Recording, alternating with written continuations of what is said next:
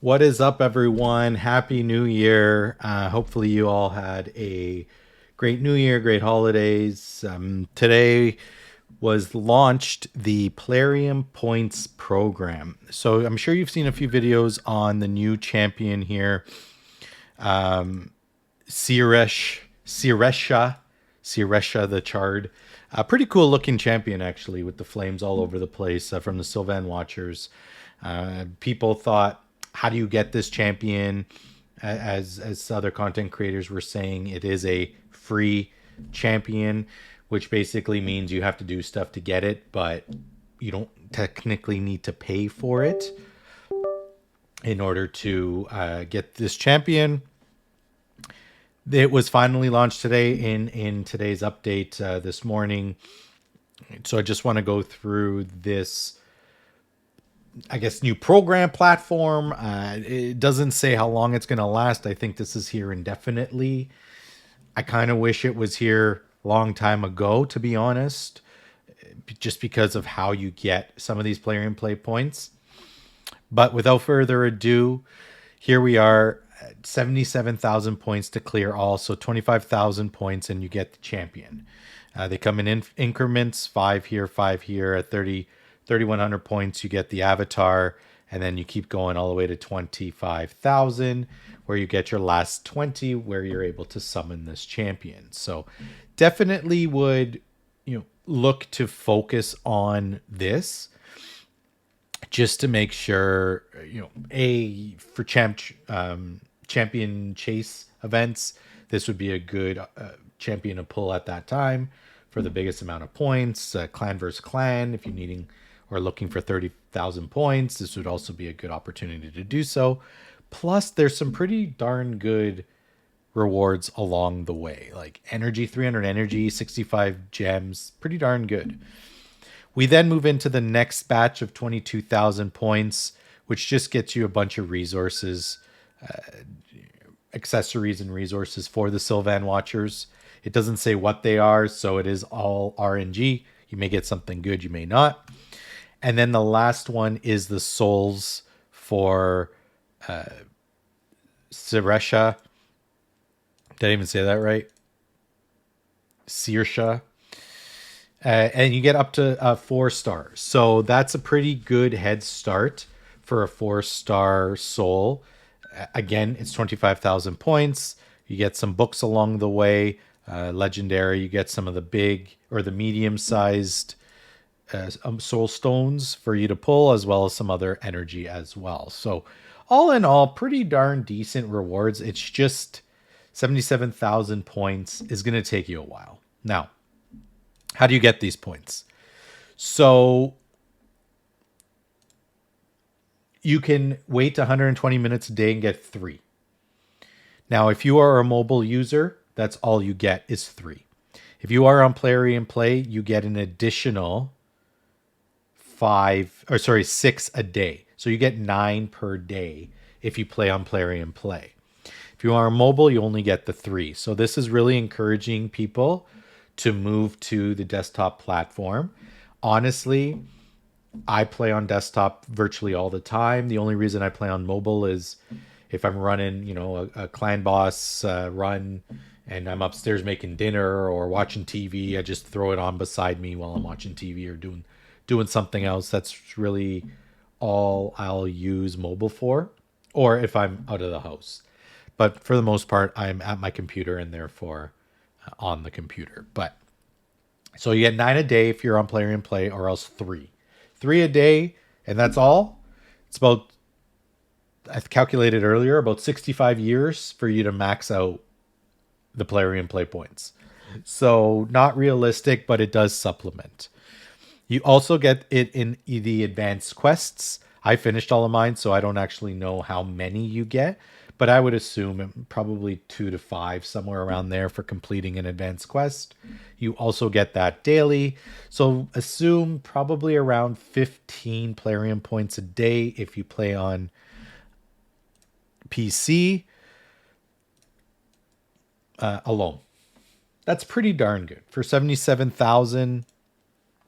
What's the math? 77,000. That's only 5,000 days. Okay, I think it was like 24,000 days without the extra 6 from playing on PC. So is 5,000 days realistic? No, that's like what, 30 years, 15 years, something like that. But the other portion of this is of course, the whales are going to whale out 15 days if you buy. That's $150 a day for me, about $100 everywhere else, American. So you can actually buy 250 points, 2,500 points, and you get an additional 250. So you're looking at 2,750 per purchase on top of that. So for $150, you're looking at 5,500 points. That probably would run you what, anywhere from 10 to 15 days in order to max this out, which is pretty reasonable.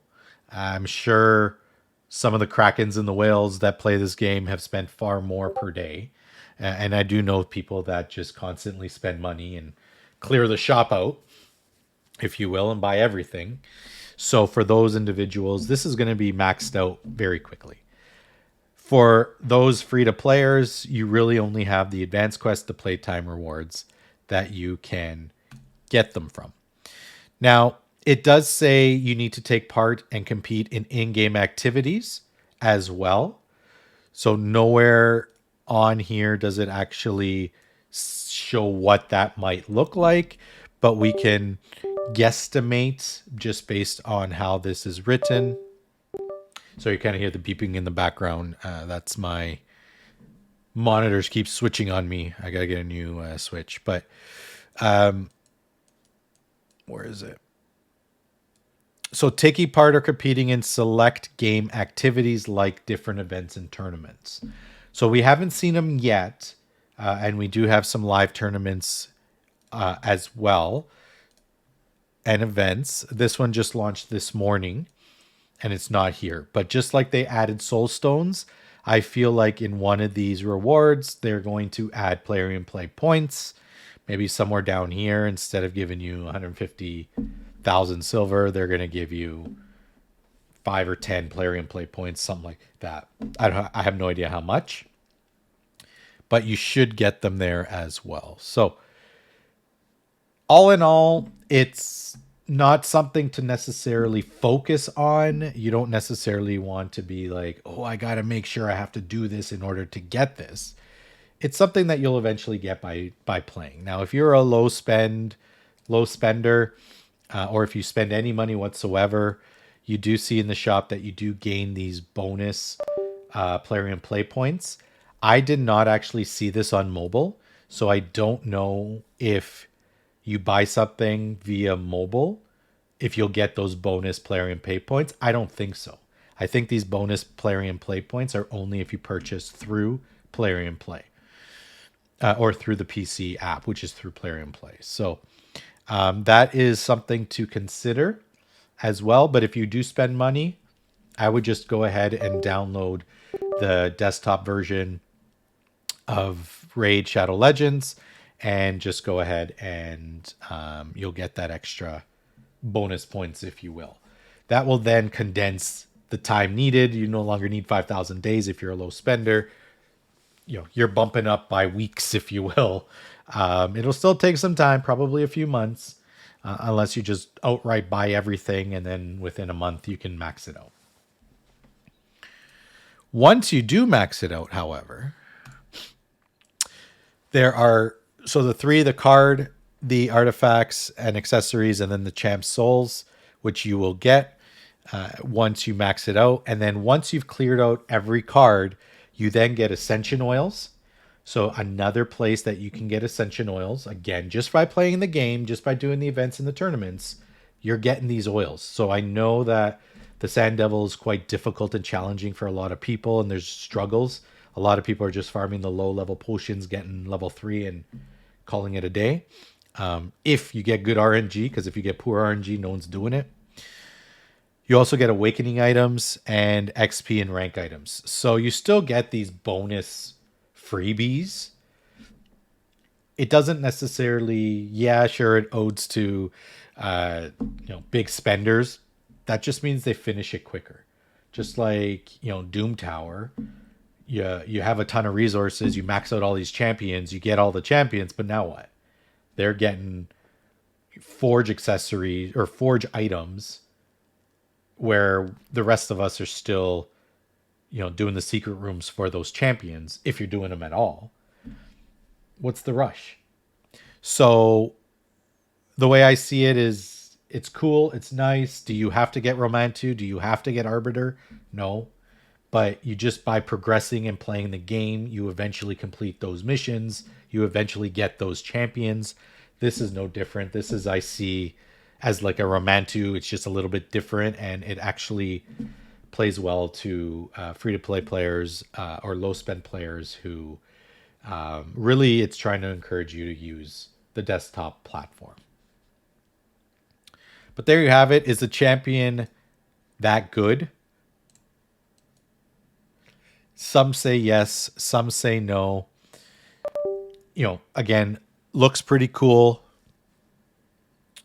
of a champion with the fire all over.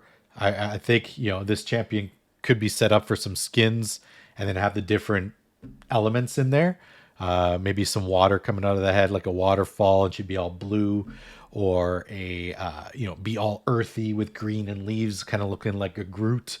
And then wind, it might be like a light, like a white see-through kind of color, and like wind gusts in the head. So I think it'll be pretty cool for some of the skins as potential. But what do we have here? We have a increasing duration of HP burn on the target. It's a triple hitter, so potentially we can increase the burn by 3. It's a 30% chance, booked up to 45%. We then have an AoE burn over here, 100% chance when booked. It is on a 4-turn cooldown, so less than ideal. And then we also have a 4-turn A3, which decreases turn meter by 30% if they're on a burn. And then the passive here, which 15 booked up to 30% to activate that HP burn when hit, and then heals this champion by 25% of the damage received if they're under a burn, which is pretty darn cool if you think about it. Scales based on attack, but you do want to have this champion survive so they can actually get the heal. So it's going to be a little tricky of a build. I'm going to need some accuracy and that sort of thing. There are other champions that do this better, and then that actually have better kits and better opportunities to be used. But it's free. It's 30,000 points for CBC. It's what is that? 500 points for a champ chase. Use it. Don't pull it right away when you get it. If there's nothing going on, this is a champion you kind of save in the vault until you need one. So there you have it. Hopefully that helps. I'm all about, looking at the glass half full, and just really not trying to be negative with implementing these certain things. I hear a lot of negativity and a lot of, ascension of gear really broke the game and it's so bad. No. If you don't ascend, and if you send something poor, what's the difference? It's just like they didn't put it in the game to begin with, right? At some point, just like potions, you're going to farm so many potions that, like, I don't remember the last time I actually did a potion dungeon, and yet I have hundreds of them, right? And all I'm doing is upgrading, because you get them in events, you get them in tournaments, you get them for clan boss, you can get them all over the place. That I no longer farm potions that often, maybe once a month, if that. And that's only if I ran to 0 and I don't feel like spending silver. Ascension's no different. Farm the low level ones, the ones that you can actually farm. Get your low level, the lesser potions, or oils, I should say. Get your gear to 1. If it's good, get it to 3. Eventually, There are unkillable teams out there that you can build. Eventually, you'll get up there, you'll get the gear, and then you'll be able to go to 4, 5, or 6. You're looking at like what, 10% crit damage or 10% attack, maybe 6 speed. If you roll those good ones on those pieces, at the end of the day, it's not going to make or break your account. So look at it as a glass half full. This opportunity here is not meant to encourage you to spend money. There's no rush to get her. She's not amazing. She's not, a game changing champion. She is what she is. The way I see it, once the Sylvan Faction Wars comes out, this champion would be usable. That's the way I see it. Until there's an announcement for the Faction Wars, this champ is going to sit in my vault until the right time to pull him. So there you have it. Hopefully that helps. We'll catch you on the next video. Take care, everyone.